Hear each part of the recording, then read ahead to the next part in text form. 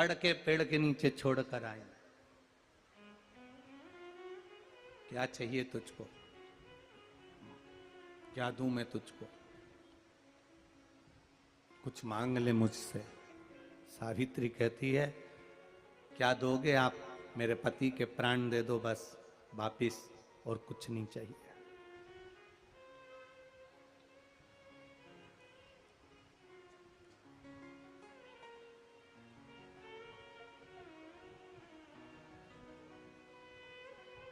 But Savitri की अमावस्या के दिन किसी एक माता ने सीहोर आश्रम पर एक मैसेज भेजा, और उस मैसेज में लिखकर भेजा कि गुरुजी से पूछना, हम भी तो पति की इतना मानते हैं, पति का सम्मान करते हैं, पति को आदर देते हैं, तो हम भी सावित्री की गिनती में आते कि नहीं आते?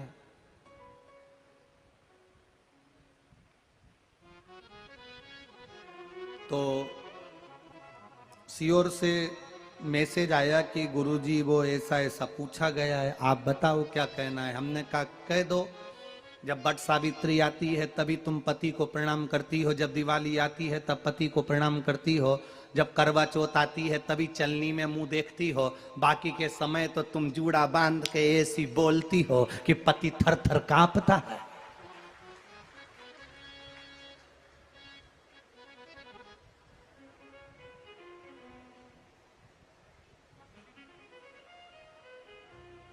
केवल एक करवा चौथ का दिन ऐसा होता है कि चलनी में पति का मुंह देखती हो।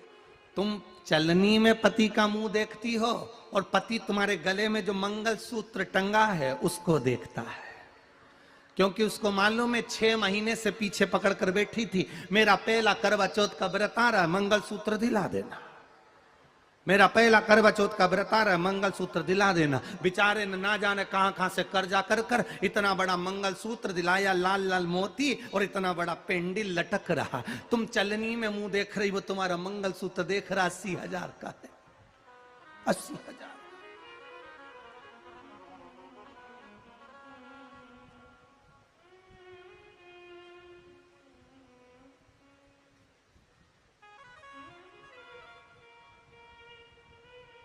16 श्रृंगार में नारी के हाथ की चूड़ी का कलर अलग हो सकता है, चूड़ी की डिजाइन अलग हो सकती है, चूड़ी अलग हो सकती है, चूड़ी की कीमत ऊंची नीची हो सकती है, कान के कुंडल की कीमत ऊंची नीची हो सकती है। तुम्हारे शरीर पर जितने जितने 16 श्रृंगार हैं उसकी कीमत ऊंची नीची हो सकती है। केवल मंगलसूत्र की डिजाइन बदल सकती है, नाक की लौंग की डिजाइन बदल सकती है, कान के बुंदे की डिजाइन बदल सकती है, हाथ की चूड़ी की डिजाइन बदल सकती है, पांव की पायल की डिजाइन बदल सकती है। केवल नारी के 16 श्रृंगार में एक श्रृंगार ऐसा है जिसकी कीमत जो पहले थी वही कीमत आज तक है, और उसकी डिजाइन आज तक नहीं बदली। वो मांग का सिंदूर है, एक जैसी डिजाइन है और एक जैसी कीमत है।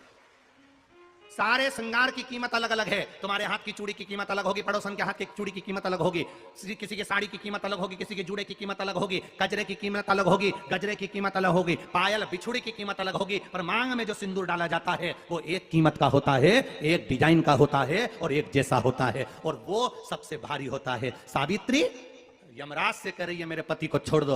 यमराज कह रहा है सावित्री तेरा पति मर चुका है, मांग के सिंदूर को पोंछ दे। सावित्री कहती है पूरा श्रृंगार उतार दूंगी पर मांग का सिंदूर नहीं पूछने दूंगी। तब यमराज ने कहा जब तक तू मेरे मांग का अपनी मांग का सिंदूर नहीं उतारती तब तक तू मेरे पास नहीं आ सकती। भगवान यमराज से सावित्री ने कह दिया मैं भी तुझे वचन देती हूं यमराज, मेरी मांग में जब तक सिंदूर है, जैसे सीता ने लाइन, लक्ष्मण जी ने लाइन खींच दी थी और सीता पार नहीं जा सकती थी, मैं भी तुझे वचन देती हूं जब तक नारी की मांग में सिंदूर है तब तक तू उसके पति को उसके सामने लेकर नहीं जा सकता। यह भी मैं तुझे कह देती हूं। यमराज भैंसे पर सवार होकर सत्यवान को लेकर जा रहा था, सावित्री से वचन पर वचन चल रहे थे।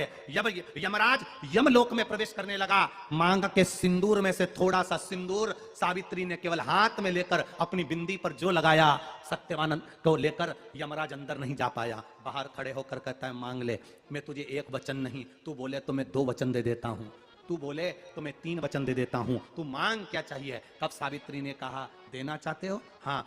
अब यमराज को लगा कि लालच में पड़ गई सावित्री, तब कहा पहला वचन दीजिए मेरे अंधे सास ससुर के नेत्र वापिस आ जाएं। यमराज ने कहा तथास्तु।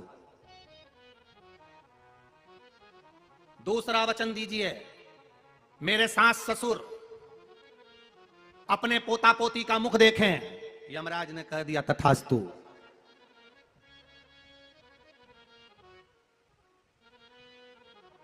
जाओ।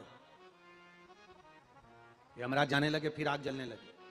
कहने लगे अब मैं अंदर क्यों नहीं जा पा रहा हूं। सावित्री कहते सास ससुर पोता पोती का मुख देखें, उनके बेटे को तुम ले जाओगे तो पोता पोती कहां से होगा, छोड़कर जाओ। सावित्री है, पति को वापिस लेकर आ गए।